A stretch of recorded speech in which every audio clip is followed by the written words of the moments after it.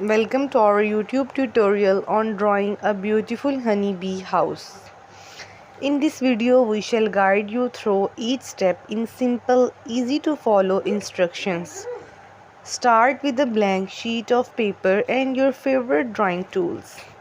Begin by sketching the outline of the honeybee house using light pencil strokes. Draw the roof with a gentle slope to mimic traditional beehive architecture. Add texture to the walls by lightly shading with your pencil. Draw some flowers and plants around the house to create a natural setting. Sketch some bees flying in and out of the hive to bring the scene to life. Use your razor to clean up any stray lines or mistakes. Now let's add some color.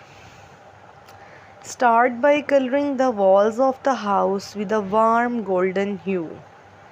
Add darker shades to create shadows and depth.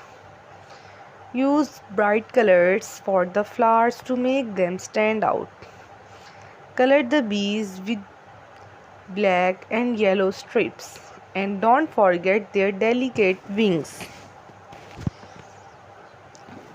Now let's work on the roof. Use different shades of colors to create a weathered look. Add texture by drawing lines to represent the individual shingles.